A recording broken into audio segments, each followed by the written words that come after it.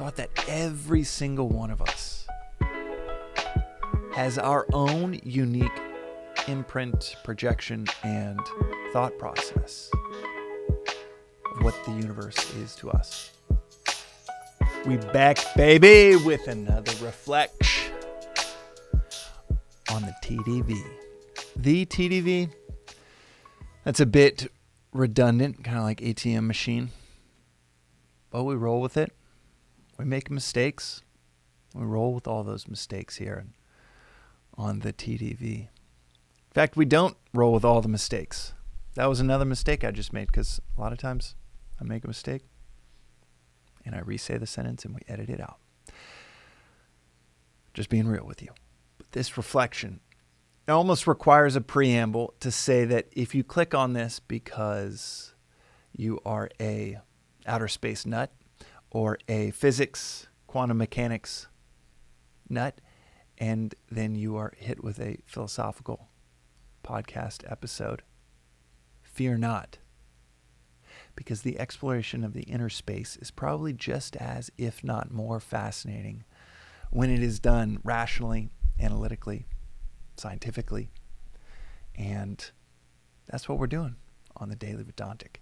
You can go check out episode 1 to get the rundown of the entirety of, in terms of continuous study, the oldest philosophy known to humanity. The first episode sums the whole philosophy up in 15 minutes. So, end of the preamble. Now we're jumping into something that I've been thinking about a lot the last 4 or 5 days.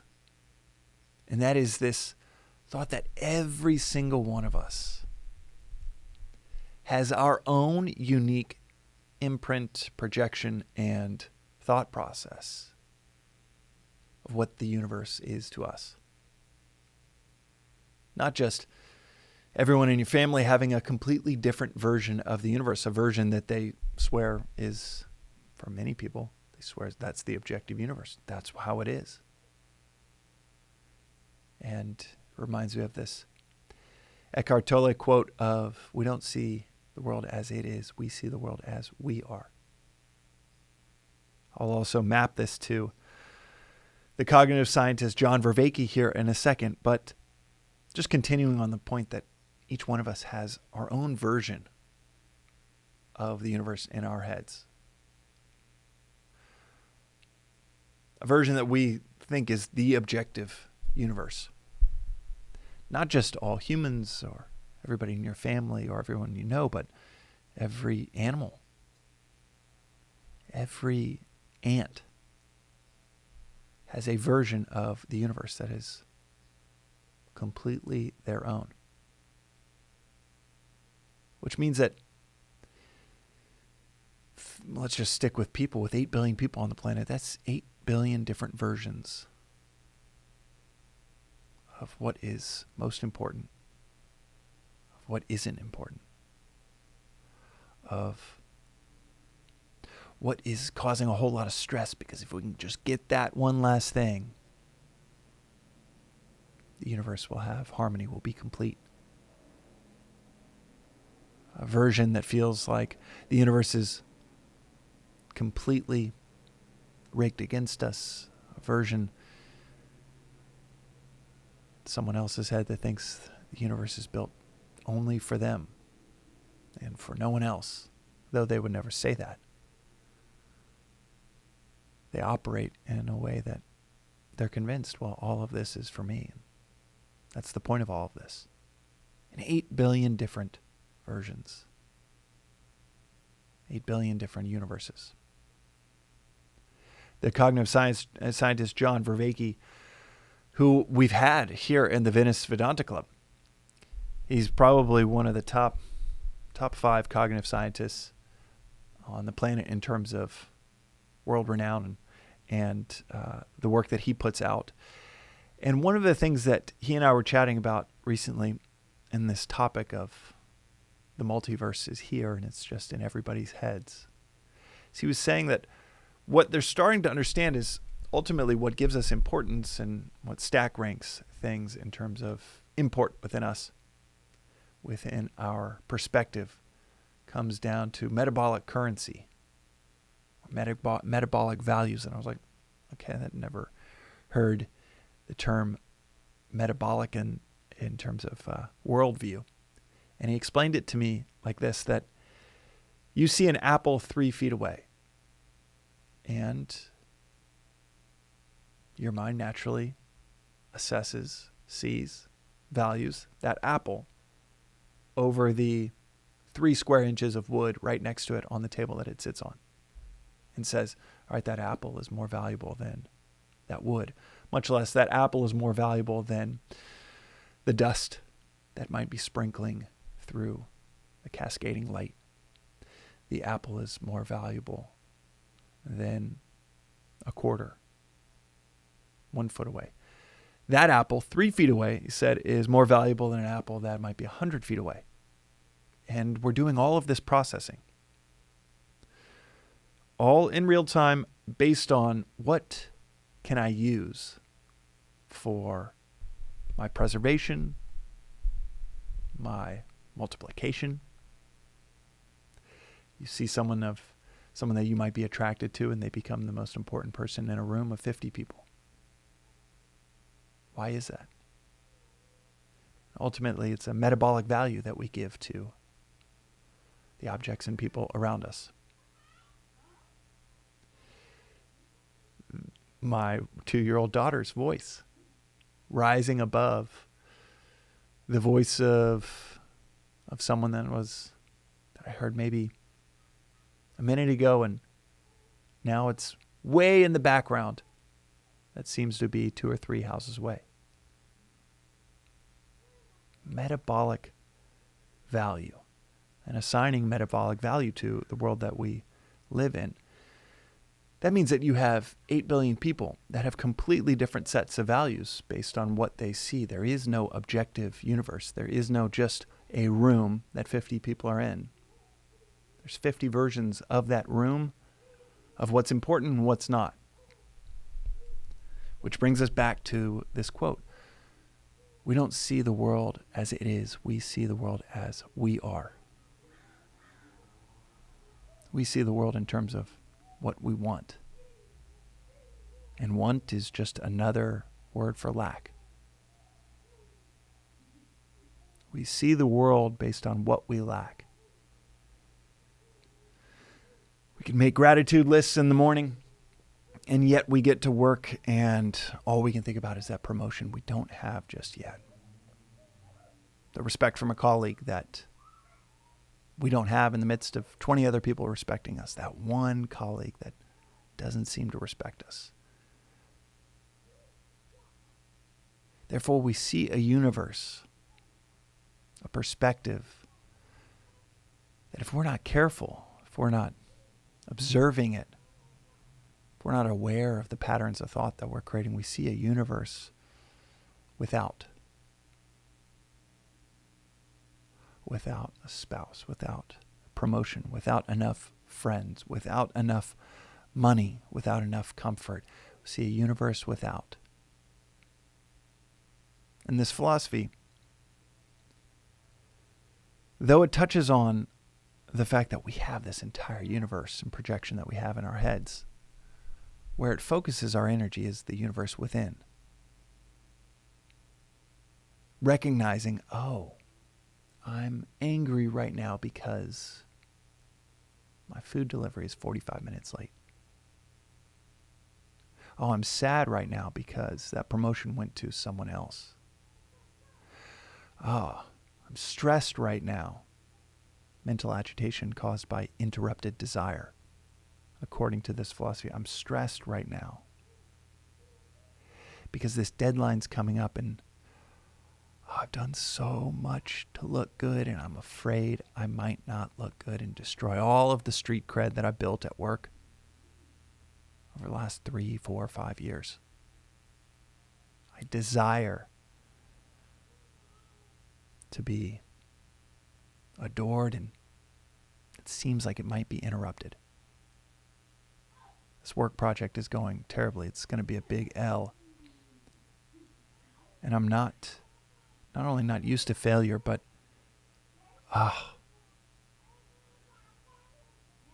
My parents are going to find out. If I don't work my way, if I don't get into this school, there's just all of these emotions that make up our inner universe. And ultimately, all of our external pursuits are attempts to pacify and improve an inner universe. All pursuits, every single one,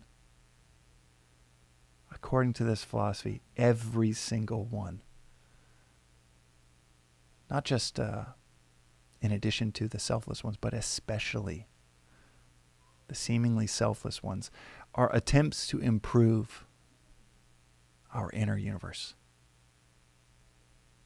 to give us peace, to give us joy, to give us quietude, perhaps in the midst of a really noisy mind. So ultimately, everything we're pursuing is an inner peace. And the culture, society that we live in just encourages external routes to get there. But does that make any sense? It makes a whole lot more sense if it comes from the perspective, the understanding, the awareness that whatever we're trying to fix out there is really an attempt to fix something in here. What do we do with that information? Well, it gives us some cause to dissect what is going on in here. Maybe some elbow room from this certainty that what I really want is out there, and we actually take an inner perspective on what's going on, and is that out there just an attempt to fix something that's happening in here? This philosophy has 3 daily practices. Question everything. Don't take anything for granted. And study, reflect daily. 5, 10, 15 minutes, but daily inoculation. Attachment is, as I often say, as is said at the ashram constantly, attachment is like a virus. It requires a daily inoculation. There is no cure. Question everything. Don't take anything for granted. And study, reflect daily. And on this first one, question everything. This idea that our universe and the perfection of our universe is in arranging things out there. Maybe question that. Question that incredibly strong certainty that many of us feel that inner harmony is through this outer arrangement.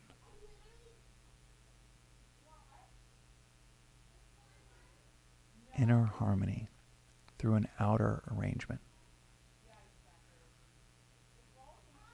Does our interior design of our house,